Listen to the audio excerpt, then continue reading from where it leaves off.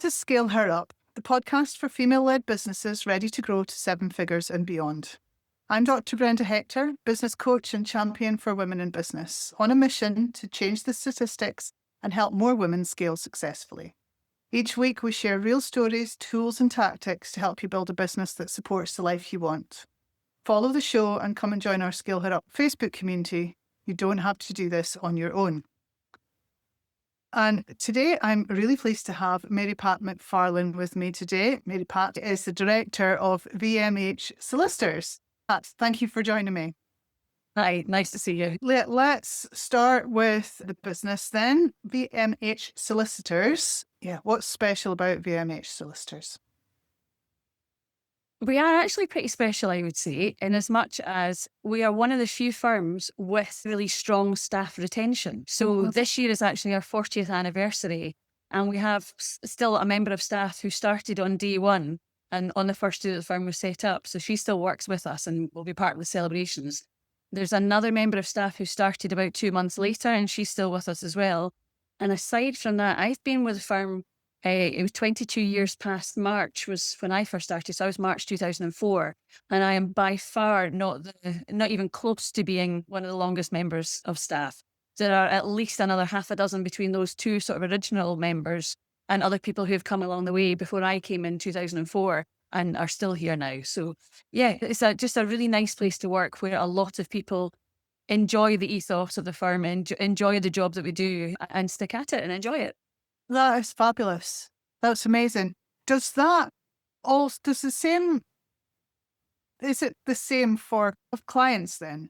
Yeah. Clients stick with you long term, because I assume that's the Richard Branson thing. If you look after the staff, look after the customers, and yeah.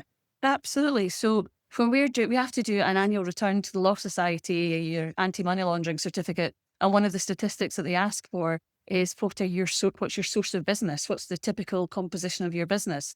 And over 2/3 of our business are repeat clients. So in the 22 years that I've been with the firm, I have, for example, with one family, I bought for what ended up being the grandparents. I bought for them, subsequently did their wills, subsequently did their estates when they passed away, having done their wills, and powers of attorney. I was introduced to the children. I've done property transactions and wills and powers of attorney for them. And we're now on to the grandchildren that I'm doing property transactions for and wills and powers of attorney. Certainly, I'm doing less and less of the property side of things now, just because of the way that our firm has evolved and the fact I'm spending more and more time on private client affairs, such as wills and executories and powers of attorney. But yeah, to do 3 generations of one family within the last 22 years is pretty good. And that relationship continues. And it's not a one-off. There are lots of families where that's happening. Fabulous. Yeah, great. What do you think is the key to staff retention and customer retention then? What do you think? Yeah. It's all about the people. I don't know whether it sounds as if we're arrogant, but when we're doing staff interviews, we hire people that we want to work with. If there's no spark, obviously you want people to be good at their job and excellent for the clients, but we want to be able to enjoy sitting beside them at a desk, enjoy having your Christmas lunch with them, or whether it be going to the staff kitchen for bacon rolls on a Friday morning. It's enjoying working with each other, because then you find everybody works that wee bit harder. If somebody's ill or under the weather or whatever else, there's more willingness to want to help the whole team. So yeah, it's definitely making sure we've got the right combination of staff. And then that feeds to the customers as well, the right staff in front of the customers and having this, yeah. And where the staff take pride in the company that they work for, they're also more likely to recommend us. We get lots and lots of personal recommendations from friends of staff, family of staff, friends of family of staff, and so on. I know somebody who works there, will come to them. So yeah, it all has a snowball effect. So tell me about your journey then. So 22 years, I imagine you weren't a director 22 years ago. So tell me about your journey through the business. So I would have been 3 years post-qualified when I came to VMH, which we were Valenti, McCombie and Hunter, the 3 original partners. I don't think we became an acronym until 2006. But so we started off 2004. I came in in 2004 in the March, just as an assistant solicitor. And thankfully, the ethos within the firm as well has been to promote the staff who deserve it quite quickly. So by that September, I had been made an associate. And by 2006, I was made a partner. So, and at the time we had equity sharing partners and salaried partners. So I was the lower rung of partner, if you like. I was a salaried partner. Our firm has in the past had a lot of dependency on residential property. So 2008 struck us quite hard with the property crash, and the firm kind of concentrated a little bit. We lost staff, we closed some of our premises, and those of us who were salary partners at that point stepped back and became consultants for a while to help also retract the costs involved. But then I think we're another 7 years forward, we then became a limited company, or we had become a limited company. And I became one of the directors again in 2015. Yeah. And it's just taken off from there. Fabulous. So yeah, I love to hear stories of businesses that are seeing the value in their staff and promoting them accordingly. And that's why you'll have such great staff retention, because there's a career progression there. People haven't had to move elsewhere to. Absolutely. And even for staff where there might not necessarily be a change in job title, if they undertake additional training, for example, we would always make sure there's money available to cover additional training if a staff member wants to do it. And ultimately that will be recognised more by salary than necessarily job title in some cases. But yeah, it's a recognition of putting in the extra yard. What have you learned about yourself over the years through this journey? That's a good one. I would say originally, or for the first few years, I hated the team manager type work. I am happy being a lawyer. I am confident and competent, but I didn't enjoy the people management. So that's something that I've really had to work on and develop, seeing how it's best to work within a team and to deal with that. And I think as well, because I was relatively young coming in and then being promoted relatively quickly, effectively above the people who'd been with the firm perhaps 20 years already at that point, it took me a while to find my feet a bit in that side of things. Yeah. But I think I'm there, and it's an ongoing thing, obviously. You want to make sure that the staff relationships continue and how to best promote that. But yeah, I think that's been something I've had to really work at. So I've had to learn that about myself as well. So what advice would you have for someone that's in that situation then, being promoted quickly and now had a team to manage and maybe not feeling as confident as they would like to in that role?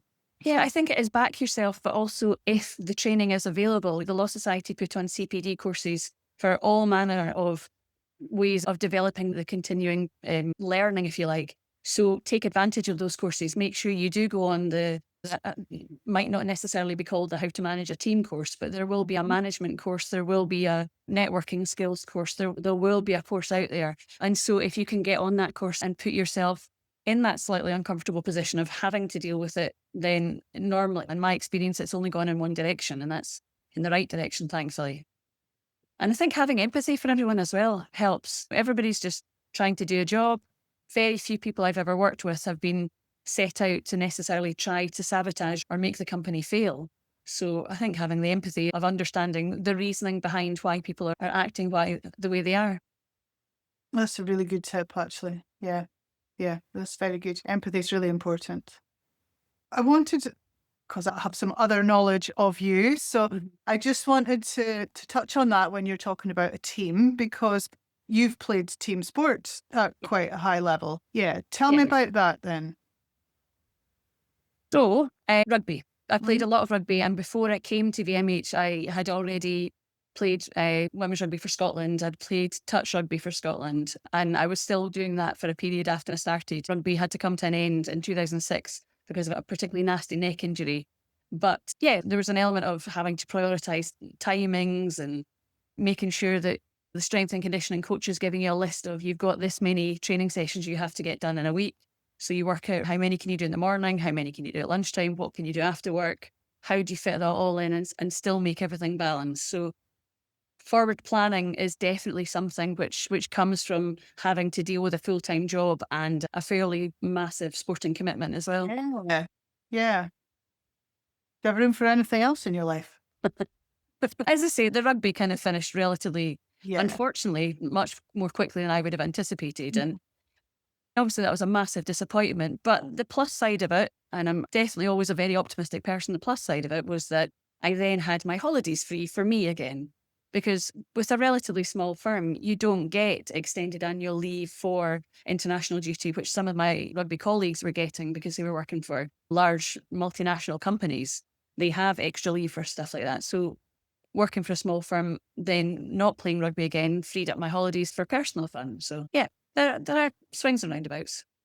So what did you take? Because I'm fascinated by the transferable skills, if you like, from sport to business. What did you learn at that high level in rugby that you've been able to implement in the business?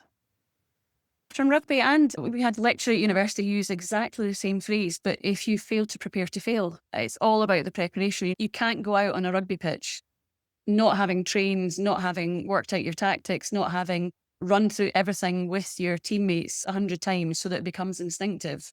If you don't do that preparation, you will lose, you will fail as a team. So preparing as a team is the best way to move forward, I think, is the thing that we learn from that. Other things are definitely on a playing field. Yeah, you've got 15 people on the field, but you've got your 7, now 8 subs on the bench. You've got your team manager, you've got your strength and conditioning, you've got your coaches. You're not going to like everyone, and that's okay. But you have to find a way to respect the effort that they're putting in and take that. And if you can respect that the effort that everybody's putting in, then you can have a level of acceptance and you can seek enjoyment and success equally, even if they're not the sort of person that you would necessarily go for a coffee with on a Saturday afternoon. You're never going to have that in a group of that many people.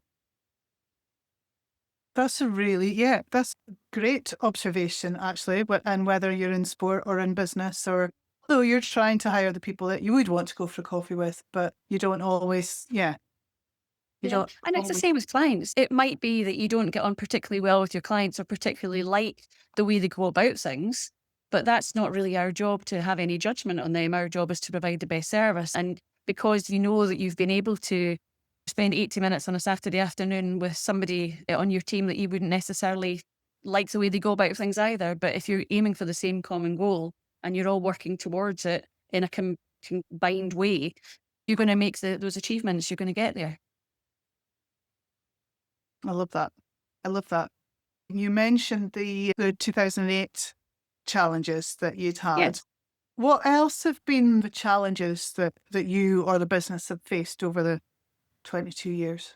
Within our team of the management team at that time, we were very fortunate to have at least 2 members of the team who were very keen to act decisively.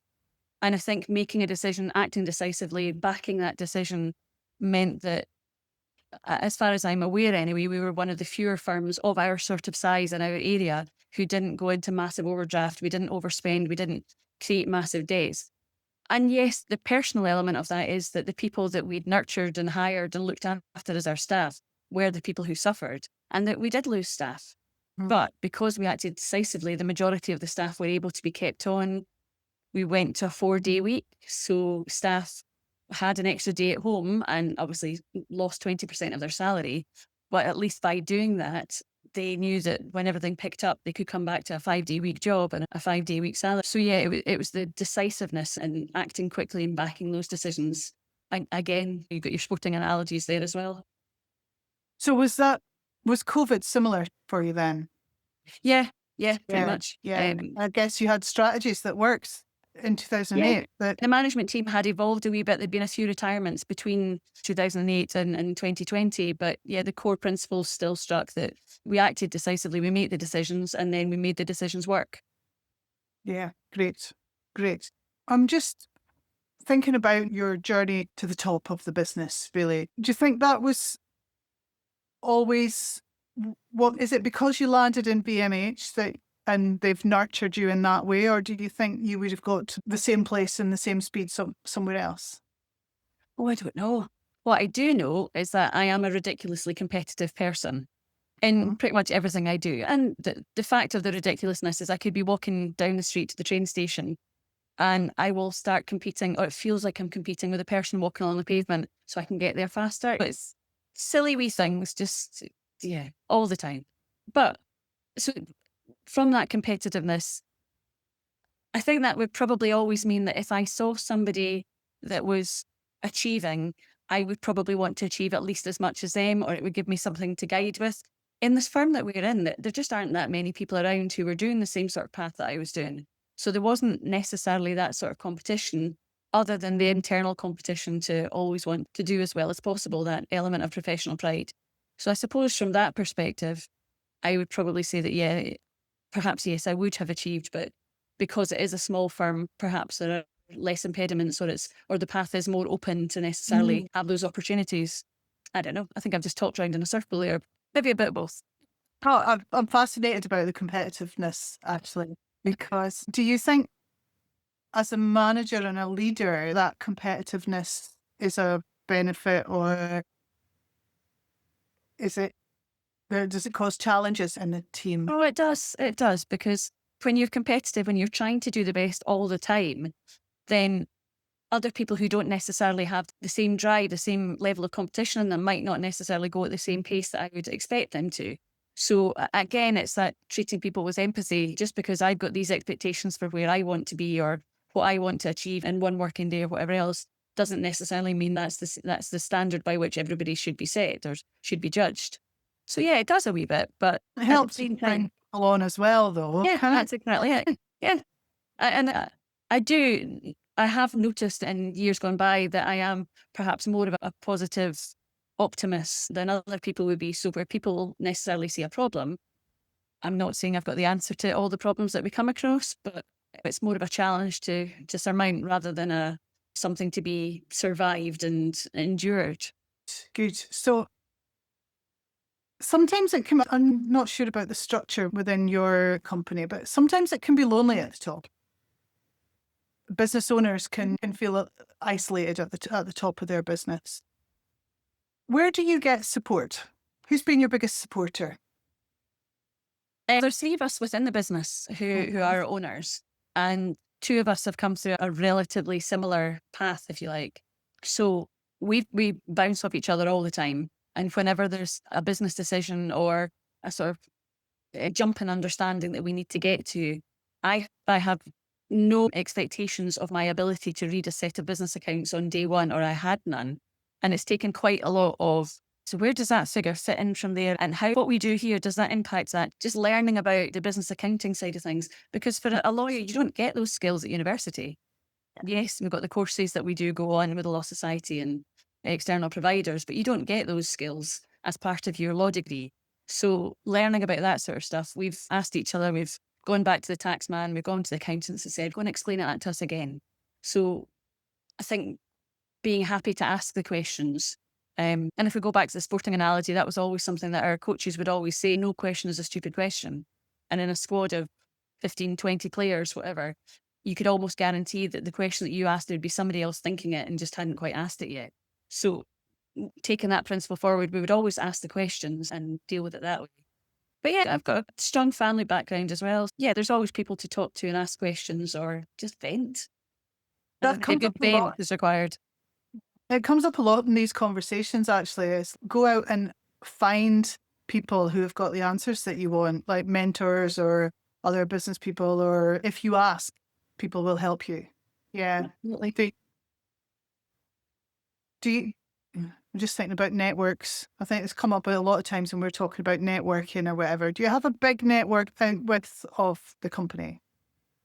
Of friends, yes. Or business support? Yes, I suppose that's also the same thing, because when you play a number of sports, and as we've said, I played a lot of rugby, played a lot of touch rugby. I actually played a lot of netball as well. And from all the different groups of friends, there are lots of people from different walks of life. I'm not the only businesswoman in Edinburgh at all.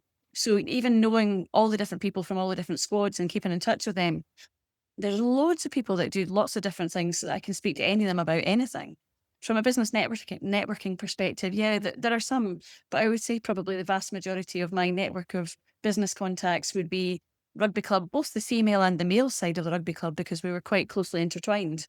So yeah, that would be the largest network that I would draw on. That's a really interesting perspective, actually. That's what hasn't come up, is that your personal network benefits your business.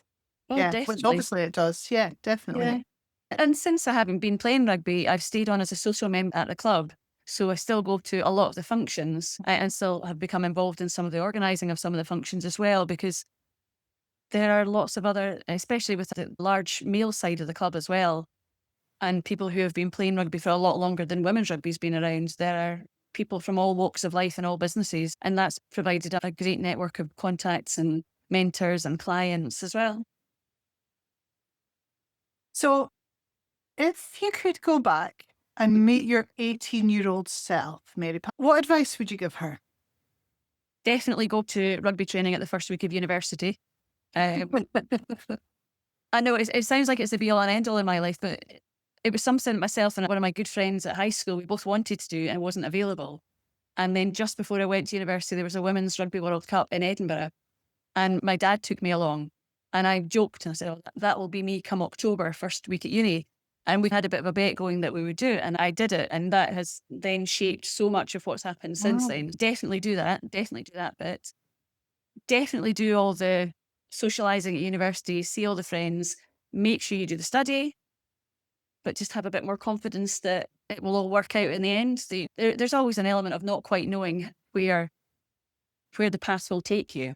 And I've never been somebody, whether this is good to admit or not, I've never been somebody who set out with a career goal in mind. I decided I wanted to do law. Great. Got a job. Progressed. And it's just been that natural evolution rather than necessarily having a 5-year or a 10-year plan. But I haven't looked back. I haven't turned away any opportunities when they've come up. So just to have a bit of faith that it would all come good. And accept the opportunities that are put in front of you. Yeah. Yep. I like that. Yeah, that's brilliant. So is there anything that you want to add to the conversation, Mary Pat? Is there anything that I haven't asked that I should have asked? The only thing, I'm aware that obviously the podcast is about scale her up, so it's from a very female perspective. I haven't ever felt, genuinely never felt, that I have been held back or overlooked or judged because I'm female rather than male. I think when we were at uni, I think our course was about 50-50. So it wasn't as if males were particularly prominent. I think the Dux of our year was female, and one of my friends, so that was great. I'm not even sure if Dux was the right name for it when I was at university, but the prize for outstanding achievement was one of the girls in my class. It has never, ever been an issue or anything that I've spent any time whatsoever considering is that I could have done more or I could have been given more opportunities had I been male. It's just never been an issue. And with the rugby, even though obviously, especially in the 90s and going forward, it was obviously a very male-dominated sport and still is to an extent. Neither I nor any of the girls I played with started playing rugby to prove a point that girls can do it just as well as men or anything with that sort of chip on your shoulder perspective. All of us just played because we really enjoyed the sport. We really enjoyed the fact that it meant that all of us got to be together twice a week for training, once a week for a game, and however many nights out we could fit in between, especially the early years.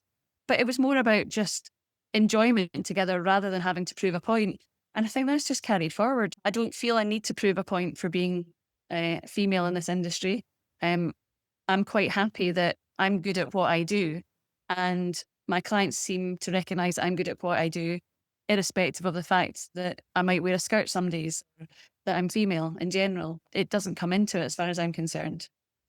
And actually, I should have asked you that question because we talked about it before and I knew that was something that you wanted to share.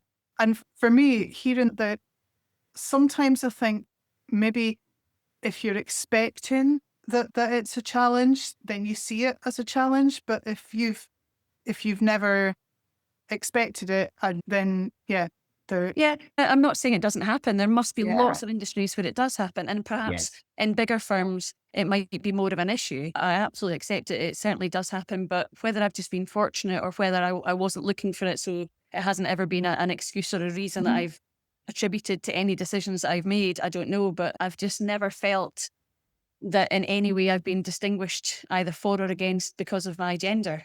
I just do my job, do it as to the best of my ability, and then it seems to have got me in a good place now. Absolutely, definitely has. Out of interest then, what's the gender balance in? Currently, 3 directors, 2 female, 1 male. of this, the fee earners at the moment, there are 2 in a trainee who are male compared to 1, 2, 3, 4, 5 female, and that's at fee earner level. The vast majority of non-fee earner level. So I think our firm's got 30 people in it. I think we're probably about, and I'm going to get this wrong probably, but I think we're maybe 5 or 6 male. So everybody else is female. And that might also just be something to do with the fact that a lot of the support staff have been with the firm such a long time. And that was perhaps the sorts of roles that more females were looking at that point from a non-fee earning perspective. I don't know, but yeah, we are very heavily female now. Yeah. Yeah. I'm glad I asked because like I've interviewed people from all different industries and all types of sectors, and there are some where the women are definitely in the minority. But yeah, it's good to know that not every industry is like that, and where there is a balance. So yeah, absolutely. I like it. I think I've asked all the questions I have for now, Mary Pat. Yeah. I've really enjoyed our conversation. Thank you very much for agreeing to be a guest on the show. No problem. I've enjoyed it too. Thank you. Only 1 in 3 UK entrepreneurs are female, and men are 5 times more likely to scale past £1 million in turnover than women. When women match men, we'll add 250 billion to the UK economy and create millions of jobs. That's why Scale Her Up exists, to change those numbers one business at a time. Thanks for listening today. If this episode helped you, please follow the show, leave a review, and share it with another female business owner who needs to hear it. Join our Scale Her Up Facebook community and connect with me, Brenda Hector, on social media. I love hearing which episodes resonate with you. You're capable of more than you think. Keep going. We're scaling up together.